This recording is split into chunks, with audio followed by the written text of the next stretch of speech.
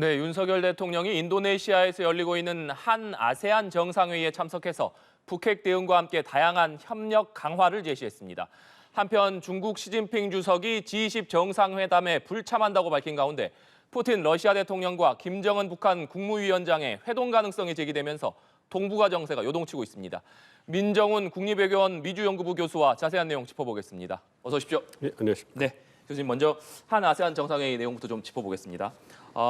윤석열 대통령이 한 아세안 정상회의에서 한미일 3국은 아세안이 주도하는 지역 구조에 대해서 전적 지지를 바탕으로 각국의 인태 전략을 조율하고 신규 협력 분야를 발굴해 나가기도 했다. 이렇게 강조를 했습니다. 어떤 의미라고 보면 되겠습니까? 아세안 국가들의 러브콜을 보내는 거죠. 네. 그러니까 한미일 협력이 갖고 오는 영내에서의 안보 경제 협력의 파장에 대해서 이제 다독거리는 부분이 있다 이렇게 말씀드릴 수가 있겠어요.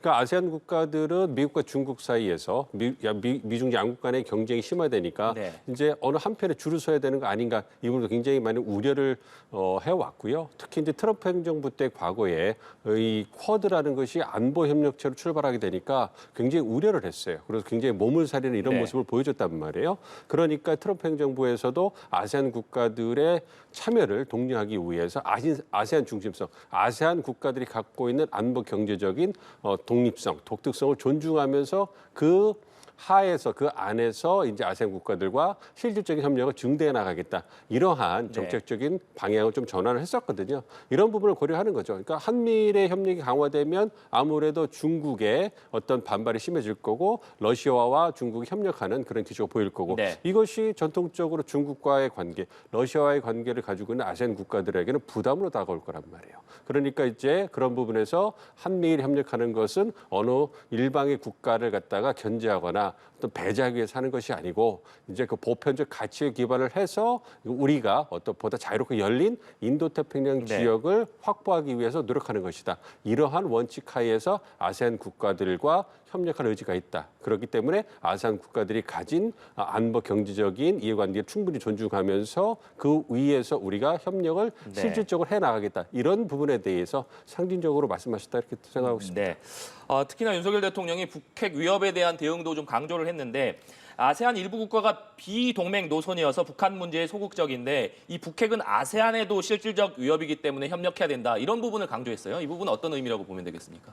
그래서 그렇습니다. 아세안 국가들은 좀 우리하고 지리적인 거리가 있어서 북핵 문제와 북한의 미사일 위협에 대해서 크게 관심이 없을 거라고 생각하시는 분들이 많은데요. 실제로 그 아세안 국가 대표들과 얘기를 해보면 굉장히 관심이 많습니다. 그리고 이 동북아시아도 자신들의 안보에 어떤 영향 안에 들어와 있다고 생각을 하고 있기 때문에 북한, 즉 한반도에서 일어나고 있는 안보 상황에 대해서 굉장히 관심을 많이 갖고 있고 한반도의 안보 상황이 안정적으로 관리되기를 굉장히 바라고 있고 이러한 안정적인 관리 위에서 경제적 협력을 해나가기를 굉장히 기대를 하고 있거든요. 네. 그런 부분에서 말씀을 하는 거죠. 즉 한반도에서 일어나는 안보 상황의 변화는 아세안 국가들의 어떤 안보나 경제에 직접적인 영향을 미칠 수 있기 때문에 아세안 국가들이 방관자로서만 그 역할을 하지 말고 보다 적극적으로 한국이 주도하는 한미일이 주도하는 대북 정책에 대해서 동조하고 힘을 실어달라 이러한 메시지를 던져 생각하고 있습니다. 네.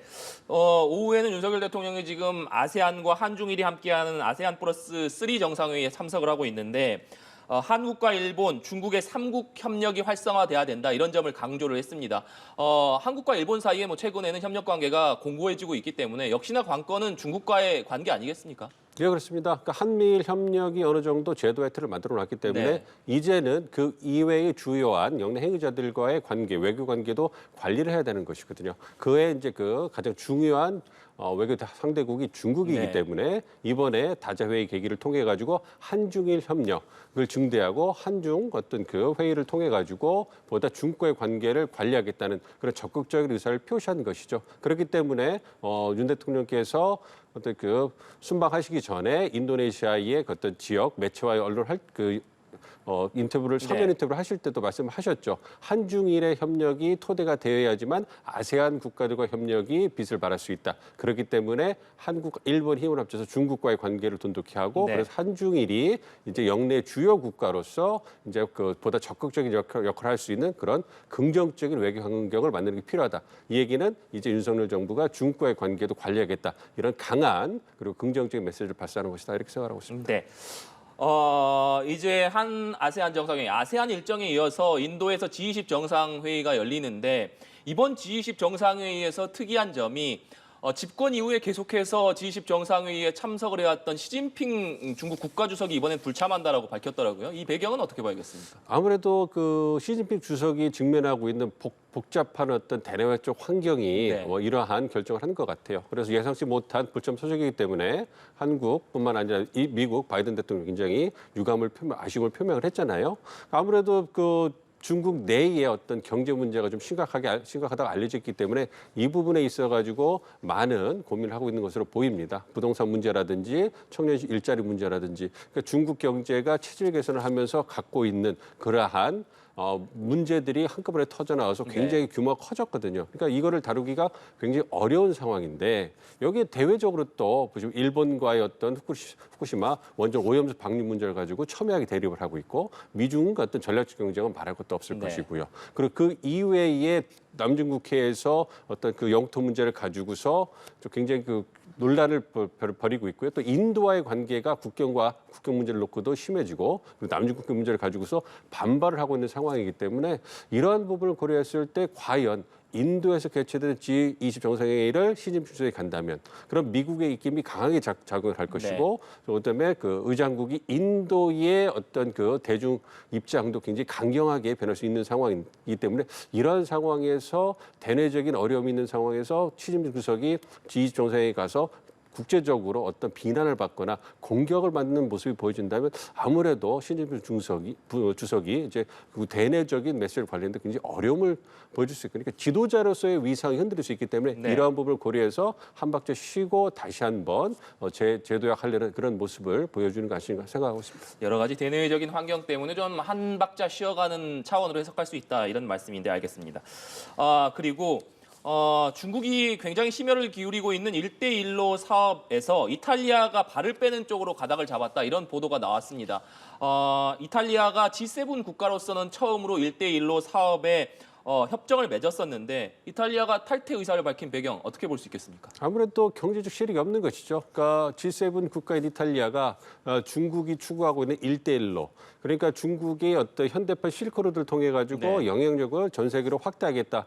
이런 그 대표적인 정책이 1대1로 정책이었단 말이에요. 그런 부분에 서방의 주요국의 하나인 이탈리아가 참여한 것은 다름이 아니라 자국의 경제적 이익을 확보하려는 그런 이해관계가 밑에 깔려 있는데요. 그러니까 1대1로에 참여하고서 몇 년이 지났는데 보니까 이탈리아에 대한 대중 수출이 느는 것도 없고 그리고 어떤 그 중국의 대이탈리아 또 수출이 느는 것도 없고 어떤 중국부터 수입만 늘고 이러다 보니까 대내적으로 비판을 많이 받게 된 상황입니다. 그렇기 때문에 새로 그러니까 이탈리아 총리가 아무래도 이 이탈리아 사업에 참여하는 것에 부정적인 입장을 갖고 있었고 그러한 대내 정치적인 어떤 그 환경이 깔려 있는데 바이든 행정부도 아무래도 이것이 1대1로가 어떤 그 중국이 유럽에 걸친 영향력 확대다. 이래서 경계를 많이 하지 않습니까? 그 미국의 어떤 압박도 은연중에 계속 들어갔을 것이고요. 그러한 부분을 고려해서 이제 이탈리아가 1대1로 사업에서 어떤 철수하기로 이렇게 결정하는 것 같은데 문제는 얼마나 어떤 그 중국의 자존심을 체면을 구기지 않으면서 이탈리아가 빠져나올 수 있을 것이냐. 왜냐하면 중국과 1대1로 사업을 하지 않지만 여전히 중국은 이탈리아에게 중요한 경제 파트너거든요. 그러니까 어떤 대중관계를 고려하기 때문에 그런 부분에서 굉장히 신중하게 이탈리아가 어떤 대중 입장을 보여주고 있다 이렇게 생각하고 있습니다. 네, 주제를 좀 바꿔서 김정은 북한 국무위원장이 다음 주에 러시아를 방문할 것이다. 그리고 러시아에서 푸틴 러시아 대통령과 정상회담을 할 것이다. 이런 내용의 보도가 뉴욕타임즈에 나왔습니다. 사실 코로나가 발병한 이후에 북한에서 두문불출했던 김정은 위원장이 실제로 블라디보스토크를 찾아서 푸틴 대통령과 정상회담을 할 것이냐 이 가능성 어떻게 보고 계십니까? 가능성이 적지 않다고 보고 있습니다. 실제로 어떻게 진행돼야 될지는 보고 있지만 네. 언론 보도를 보면 굉장히 구체적인 어떤 행보까지 예측이 되고 있고요. 그리고 굉장히 구체적인 사항이 나오고 있기 때문에 어느 정도 신빙성이 있는 정보가 아닌가 좀 생각을 하고 있습니다. 개인적으로.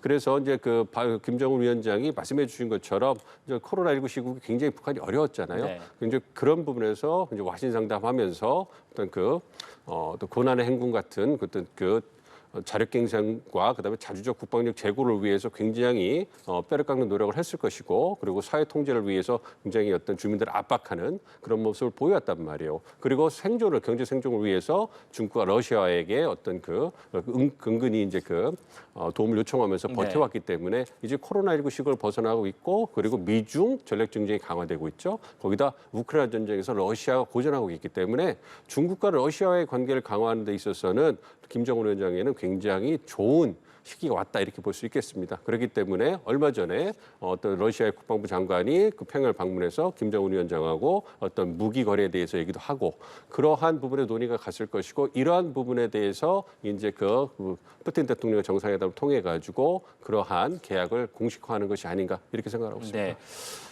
일각에서는 푸틴 대통령과 김정은 국무위원장이 만나서 무기 거래를 논의할 것이다. 그러니까 우크라 전쟁을 통해서 포탄이 부족해진 러시아가 북한으로부터 포탄을 좀 지원받고 러시아는 북한에 최근에 계속 만리경 1호 발사에 실패하고 있는 북한의 위성 관련 기술을 좀 건네주는 이런 무기 거래가 이루어지지 않겠느냐 이런 관측이 많은데 지금 미국에서는 이 무기 거래 가능성에 대해서 굉장히 강력하게 경고의 메시지를 내놓지 않았습니까? 그렇습니다. 러시아가 우크라이나 전에서 고전하고 있는데 북한이 어떤 재래식 탄약이라든지 재래식 무기, 네. 미사일 같은 걸 공급해 준다면 러시아에게는 또 다른 숨통을 트일 수 있는 그러한 계기가 되는 것이고요. 북한과의 협력이 국제에서 알려진다면 또 다른 제3의 협력구가 나올 수 있는 가능성이 있을 수 있는 것이고요. 그렇기 때문에 미국으로서는 우크라이나 전쟁을 빨리 끝내고 우크라이나의 승리를 바라고 있기 때문에 북한의 이런 행보가 결코 달가울 리가 없는 네. 것이죠. 그렇기 때문에 강하게 경고의 메시지를 던진 것이고요. 그렇지만 북한의 입장에서 본다면 어떤 재래식 무기를 공급해주고 러시아로부터 식량뿐만 아니라 에너지라든지 다른 부분에 있어서의 어떤 도움을 받고 그리고 말씀해 주신 것처럼 어떤 군사적 위성 발사라든지 어떤 잠수함 발사 기술 네. 이러한 ICBM 발사 기술 이런 부분에 대해서 어떤 러시아로부터 기술적인 도움을 받을 수 있다면 굉장히 또 좋은 긍정적인 결과를 가져올 수 있는 부분이거든요. 그렇지만 러시아가 그런 부분에 대해서 과연 그런 재래식 무기를 북한으로 공급하는 것에 대해서 그런 첨단 어떤 군사 기술을 갖다가 지원해 주는 것을 갖다가 등가를 볼 것이냐. 이거는 우리가 좀 냉철하게 생각을 해봐야 네. 됩니다. 러시아로서도 북한이 그러한 군사위성 기술이라든지 잠수함 발사 기술 그리고 ICBM 발사 기술들을 갖다 손쉽게 얻는 것은 러시아로서도 안보적 측면에서 득이 된다고만 볼 수가 없거든요. 그렇기 때문에 러시아가 굉장히 신중하게 네. 어떤 가격을 등가를 계산하면서 조금씩 준다든가 아니면 다른 기술을 지원해 줄 그런 가능성이 여전히 농후하기 때문에 그런 부분을 좀 지켜봐야 될 것 같습니다. 네. 러시아가 실제로 ICBM 기술이라든가 최신 기술을 북한에 넘겨줄지는 좀 지켜봐야 된다 이런 말씀이신데 만약에 실제로 북한과 러시아 사이에 무기 거래가 성사가 된다면 북한과 중국 또 러시아 사이의 어떤 밀착 관계가 더욱 심화하면서 한반도뿐 아니라 동북아 전세 자체가 좀 요동칠 수 있다 이런 전망이 나오는데 이 부분은 어떻게 보십니까? 그렇습니다. 한미일 협력이 강화되고 있고요. 그거에 대응해서 북중러 협력이 강화되고 있는 네. 상황이잖아요. 그런 상황에서 북중러 간의 군사적 협력이 실질적으로 증대되고 있다는 부분이 이제 가시화가 되기 시작하면은 아무래도 안보 환경이 한반도를 둘러싼 동북아의 안보 환경이 아무래도 보다 더 엄중해질 수밖에 없겠죠. 네. 그러면 북중러의 군사 협력이 강화되면 한미일이 취할 수 있는 대응 카드로는 아무래도 한미일의 군사적 협력 그러니까 대응 수단을 강화하는 수밖에 없거든요. 그거는 보다 안보 상황, 어떤 두 진영의 대립이 강화되는 네. 그런 결과를 가져오기 때문에 이런 걸 고려해 본다면 한동안 어떤 한미일 북중러 간의 대립 구도는 굉장히 좀 악화되지 않을까 이렇게 생각하고 있습니다. 네. 윤석열 대통령도 아세안 플러스 3 정상회의에서 이 비공개 발언으로 북한과 러시아의 군사 협력 시도를 중단하라 이런 내용의 발언을 했습니다. 결국에는 북한과 러시아 사이에 실제로 무기 거래가 이루어진다면 그 후폭풍이 만만치 않을 것이기 때문에 이런 발언을 한 것으로 좀 해석이 되는데 실제로 무기 거래가 이루어진다면 우리 정부로서는 좀 어떤 대응을 할 수 있겠습니까? 아무래도 이제 러시아에 대해서 이제 그 강한 그 비난의 어떤 네. 그 경고의 목소리를 낼 수 있을 것이고요. 그와 더불어서 이제 어떠한 무기를 제공하느냐에 따라서 이제 대응의 수준이 달라질 수 있겠죠. 그러니까 말씀해 주신 것처럼 어떤 그 북한이 재래식 무기를 제공하고 그에 상응해서 러시아가 에너지라든지 아니면 낮은 수준의 무기를 제공한다든가 군사 기술에 있어서 큰 그 원조를 하지 않는다면 그렇다면 어떤 경고의 목소리를 내는 것만으로 이렇게 대응을 할 수 있겠지만 네. 저희 말씀해 주신 것처럼 만약에 첨단 군사 기술을 도와줬다 이렇게 된다면 우리가 강구할 수 있는 강한 수준의 어떤 제재라든지 비난의 목소리 실질적인 어떤 네. 그 대응 조치를 어떤 취할 수밖에 없는 그런 상황이 도래할 거다 이렇게 생각하고 있습니다. 네, 알겠습니다. 오늘 말씀 여기까지 듣도록 하겠습니다. 지금까지 민정훈 국립외교원 미주연구부 교수와 얘기 나눠봤습니다. 오늘 말씀 고맙습니다.